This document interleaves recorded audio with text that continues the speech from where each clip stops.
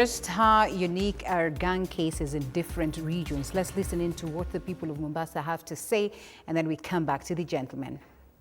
And a thief has 40 days. Vijana wangu, the implication is, the social implication of being in conflict with the law is that at early stage, wewe utakuwa umejichafua, utakuwa umejiharibu. Ukianza kuchukulia vidole saa hii, kesi moja baada ya kesi ingine. Now you want to grow up as a responsible member of the society, to be a parent in future, to be a husband in future. Now uwe na subsistence and livelihood.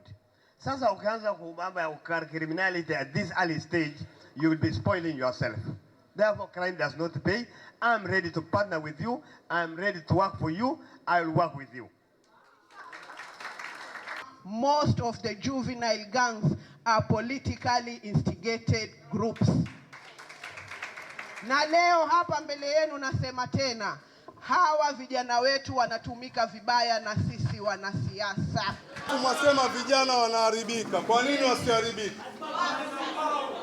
Wewe siku za mkutano zimfika, hata unaona wale watu wenye macho mabaya, shafuta bangi nini, watu wa 1000 vyako vitatu wawapa. Hizo pesa 3000 unazowapa wale wengi, kesho wasikia watu wampigana mapanga kwa sababu hizo 1000 umechangia uhalifu ama umeondoa. All right, one of the speakers there, the Coast Regional Police Commander Ali Nuno, and many other leaders highlighting the case that perhaps could be unique to Mombasa, but just how different is it in different regions. I come to you, Pete, shortly, but also there's a gentleman who's watching, and I want you to think about this. We'll be coming to you. He asks, Lombroso, a renowned Italian behavioral scientist, posits that criminals are born criminals. That is, criminals are born criminals. Does this hold any form of water?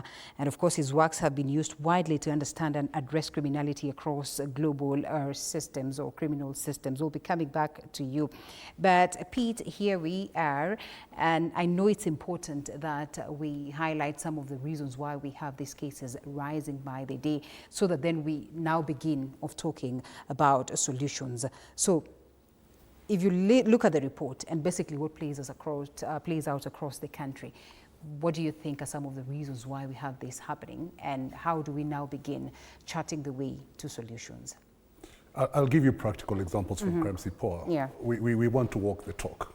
When we say Crime Poor, we mean Crime Poor. And one of the key reasons we realized was lack of trust between law enforcement and the community. Okay. That's one of the key reasons. So what do we do about that?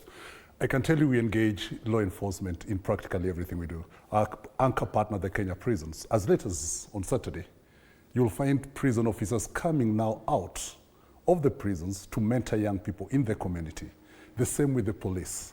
So we are inviting them, deliberately bringing them to the community so that they answer the questions. They had questions we are asking here. Yeah. We want the police to come out and answer them. And one thing I need to let people know, I'm not here to speak for the police or any law enforcement agency, but knowing how we've seen they react to some of these issues, many people fear going to police stations because of the past history that they've had. Yeah. They fear approaching a police officer because maybe on Friday they had a baton to their back when they were demonstrating. But those are public offices. It's our taxes that find them. And we have every right to demand services and get those services from them. I can tell you there are instances where there was a gang, I'll give you a practical example, that was slaughtering people here in Kino. It was called Machete Gang. And they would kill guys almost every night. There was a case, until a friend of mine lost her son. And I remember going down the road here, I don't know which side it is, somewhere there, yeah? And we made the report. And those guys said, within 48 hours, you'll get feedback on this. We got the results within 24 hours. What the DCI realized at that point, and I remember the first person who was arrested when they went to the scene was the local police boss. Because the community had said, we know this gang, we report them, they are released, they go back again, just like Tom said. So there's always that office that you can go to that can oversight the other office that you feel is compromised. The same issue we had across in Mathare some time back, not long ago, I mean, even after the deaths that we had. Yep. And I remember the police from Mathare coming in, from Muthaiga, and being chased away by the community because of that anger. But they came back and started talking directly to the community. And what happened was, we realized that in Mathare, which was being covered by Muthaiga is understaffed. And I remember the community, the Utalii group, I went straight to vigilance and told the DIG, the DIG's PA, the issue in Mathare is just understaffing. So why don't you give Muthaiga enough police officers to address those issues? So when we look at those cause and effect issues, you know, we can make noise, fine, it's allowed. We can protest, fine, but we need that matter addressed long term.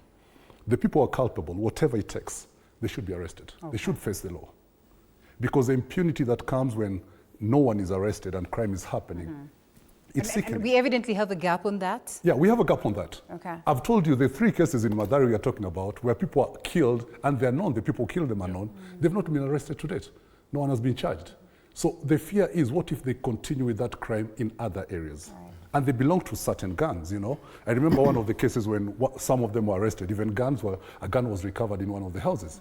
Now, the key thing for me here is Kenyans need to know that Article 239, I don't know, subsection 3 or 4, prohibits anyone and everyone from forming a paramilitary force or any, you know, a militia. Now, the fact that we are forming those things, even though the Constitution outlaws it, what does it talk to the leadership we have? My take, I'll give you my take. I'll not go into all those factors. I know the economic factors. I agree with all that. Yeah. We have a lot of interference with our policing. Whereas even if a police person knows this is the right thing to do, they fear that call might come and they might find themselves transferred very far places. Okay. Unless the president stands up and says he's going to protect the police officers, they're like, I have a family to protect. So why should I go the extra mile when a call will be made and I'm the one who will suffer for doing the right thing? So we are actually punishing people who are diligently doing their work and rewarding mediocrity, and that's why the impunity is growing. You remind me of the president, and I remember what happened in Nairobi the other day, because then we carried these stories, and so it's not hearsay, but basically when the president was touring Nairobi, right after that agreement with the Right Honorable Raila Odinga, or with Raila Odinga, we saw just how Nairobians were mugged around.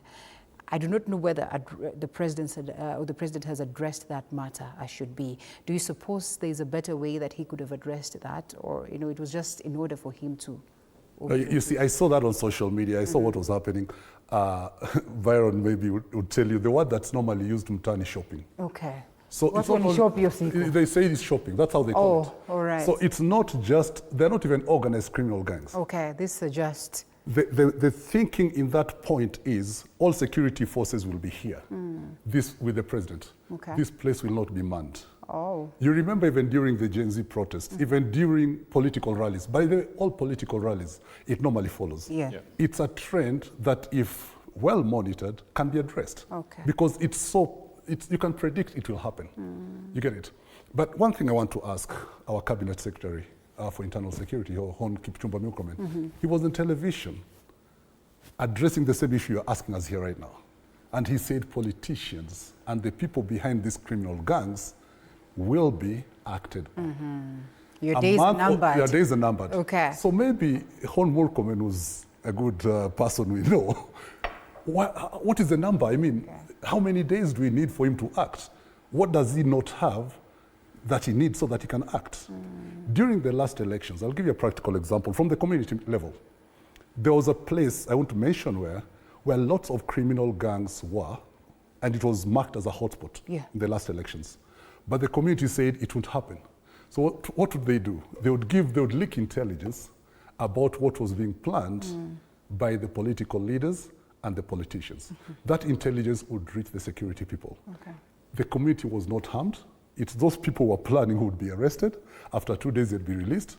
They were arrested 3 or 4 times. There was no violence in that place. Right. Because without the leadership, and I'd like to correct Tom, the assumption is that gangs are only in the ghetto. No. They are across. They are everywhere. Everywhere. They are everywhere now. The top gangster drives a V8. He doesn't walk in rasters and stuff, you know.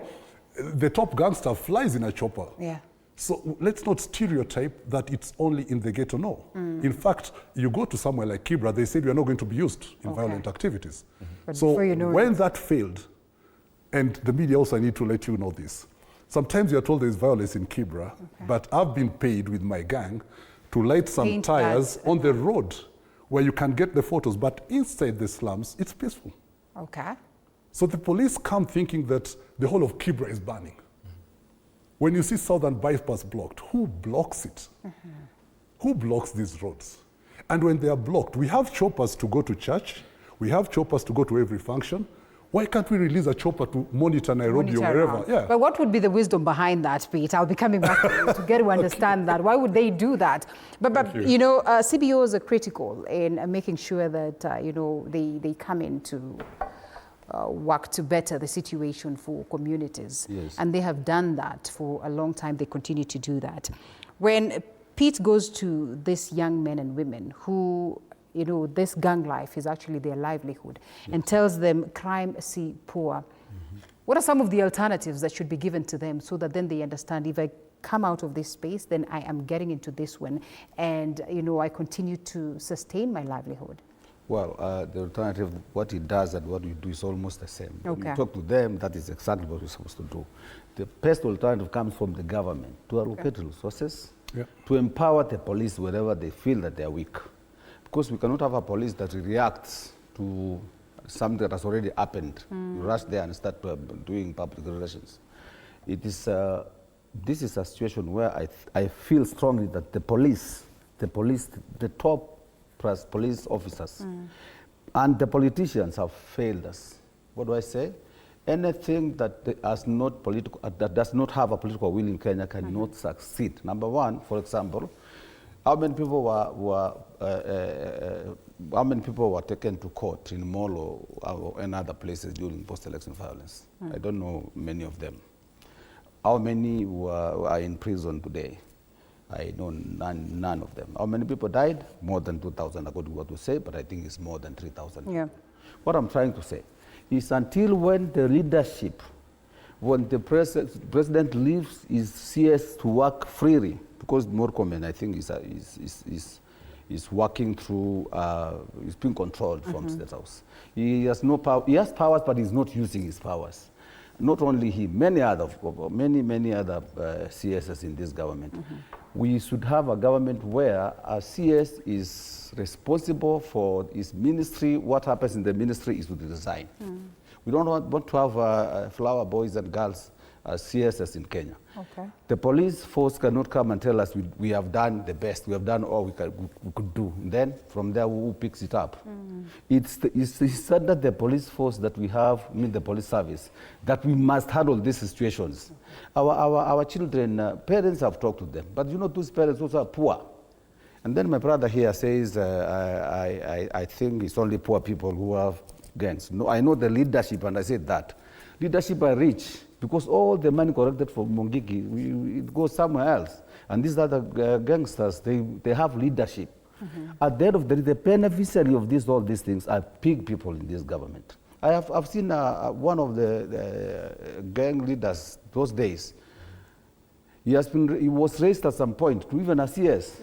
He started as a gangster, as a leader somewhere, and he became a CS. The blessings of this leadership, as long as this gang is for us, we have to give it powers. Okay. That is where we go wrong. Okay. You know, you never be. It's the way we make constitution for someone. Like above this age, you cannot fight for presidency. We are making that constitution for someone.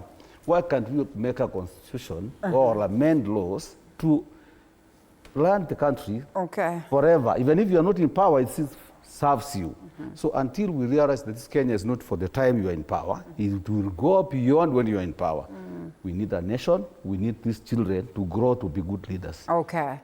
We jog our brains a bit on the Lombroso theory, as asked by one of the persons watching this evening. They say that, you know, criminals are born criminals.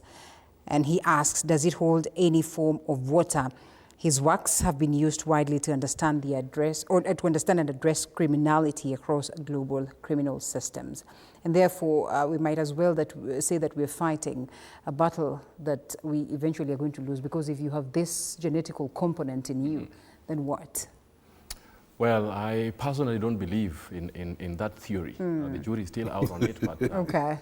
to actually answer you. There are places that actually work. They are peaceful nations, and so if you were to go down that road that is a genetic or makeup in one way or another that actually predisposes us to acts of criminality or aggression, as it is, then it also goes on to say that why do we have Netherlands? Why do we have Sweden? Why do we have the Scandinavian nations if you are to actually profile criminality and hotspot them across the globe? And you are having police men and women that are sat about, possibly just goofing off because crime doesn't happen for days on end. So the fact that we are actually having some theories do not go on to say that truths as they are today don't get replaced by better truths tomorrow. Even conventional wisdom today gets replaced by better wisdom tomorrow. But most importantly, it's about how we behave in the society, how we organize ourselves, and how we realistically look at situations as they are, and then coin corrective measures that are not just band-aids, aspirin solutions that you cover a wound and you say it's all done, it's now looking good. It's going up the river, swimming up the river, and changing the courses of the problems or the river as it is. And that's where we're actually missing the mark by a big margin. So as a nation, and to be very, very sincere and very generous to the works that great men and women do in the National Police Service, the armies that they are within the borders, and even community-based organizations, NGOs, we need all hands on deck. And so where we have gone as a nation is a very chaotic point where then we need to actually have all these systems collaborating and working together towards a common, interesting objective or aspirations as a country. So what are those aspirations? Let's coin them, let's define them. That we are all lost in some very chaotic space where things that are now normalized are actually things that are absolutely wrong. So we are in a post-truth era, post-goodness era, where if you do something good, Linda, if you walk out of this place and you say something that's absolutely truthful, then you are viewed as an outlier. So in this post-truth, post-goodness era, it would be good to actually look at ourselves as a nation and say, where did we go wrong? Where did the rain start beating us? How do we morally rearm? That's a big question to ask. Because as it is said, we talk of, and I don't know, that's yes, personally, we talk behind the tent. That was once. Yes, but it doesn't. I mean, it takes a monkey to elect a monkey. Okay, and so it goes back to say that where does the buck stop? If you actually proposing yourself, because we actually, to some extent, the society can come up and say we require you to actually lead us, but we allow a lot of these people who rise the ladder of leadership by very illegitimate behavior, as I talked about it in Robert Martin's theory of deviant behavior. But most importantly, and this is an interesting one for the viewer that's bringing us, taking us back to the books. We had Magaji, who in 1982 came up with an algebra of aggression. It's very interesting, and it talks about, puts in a mathematical formula. It's that A plus H plus S to base I, and he puts if that is greater than I plus actually S to base A, and he puts if that is greater than I plus S to base I, I'll define them. So it talks about instigators to acts of aggression. And then it talks about H for habit strength factors. So these are our behavioral patterns that we get to adopt out of observation and experiences. So if you see a rich guy who goes to the police station and disappears behind the tent, and next thing you see is driving his V8 off, and by the way, he's tagging along some of the gangs that you shipped into the cells because they did this criminal activity and they were seen by my brother Pete or Tom, then that becomes a habit strength. So people have those learned experiences that then seem to be working well for people. So then S to base A is actually the stimuli in the external environment that actually facilitate those acts of aggression or criminality. So if that is greater than inhibitions, so that is I on the other side of the algebra, inhibitions to acts of aggression. So if you have a moral systems work, your society is so strongly wedged together, so the family basic unit as it is in the society is working. And it, by the way, not talking about functional families, we're talking about people who can look at a generation that's coming up and saying, how do we mentor our young? How do we enforce moral uprightness? How do we say that is wrong and stand on our guard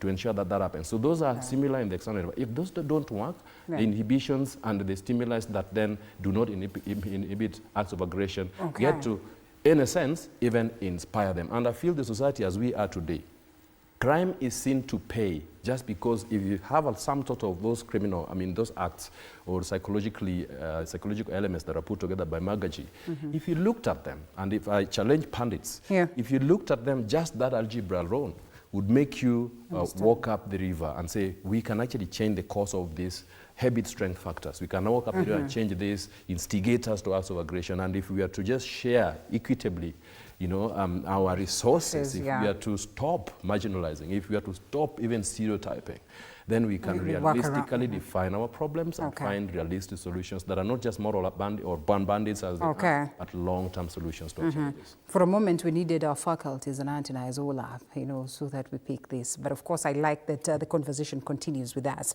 Thank you. Pete, before we come to a close, we talk about crime SIPOA. Then what? And now this element of coordination that you're huge on, you know, that government vis-a-vis security agencies, vis-a-vis the people themselves, you know, how do we strategically ensure that, you know, we dismantle the gangs that we keep talking about left, right, and center? Or should we then say that we are deep in the woods and therefore there's nothing much to do? Let's be practical. Kenyans are not criminals. Okay. That's where I start. Right. We are not inherently criminal. Just like Byron has shared, you go to France, you go to Netherlands, some of the prisons have been turned into universities and hotels and stuff. The level of crime is going down. Kenyans don't want crime. We start from there. Then if we're saying the youth don't have opportunities, and like my brother said, many CBOs exist in the community. Do they even have space? I'll give you an example. Crime SIPOA today, the prisons department has allowed us to have a hatchery project where we're training young people on poultry within the prisons. We are willing to bring this out. My challenge now, as we complain about the government and everything, can they assure us that there will be space for young people in Nairobi where we can give them 1,000 chicks tomorrow? And then it will be upon crime SIPOA and our friends who are all over to ensure that these youth in those spaces have those chicks to raise and an income-generating activity. Many of our young people, even from universities, don't have jobs. People are staying 6, 7 years without jobs. And we can't blame them because the economy cannot absorb. Why can't we make it easier for the Passport Control Office to give passports to our students, our young people, so if they want to go look for hustle outside, they just have it seamlessly. They don't need to struggle over it. We have to move to action, not rhetoric. I keep telling people, you know, we have criminal gangs even in the judiciary. We've suffered from those criminal gangs in the judiciary. Let's not talk about gangs outside. If we're talking about sexual offenses, rape of people in the office, do we have those things happening in the judiciary? The justice system. Do we have those things happening within the justice system, for example? And what action has been taken?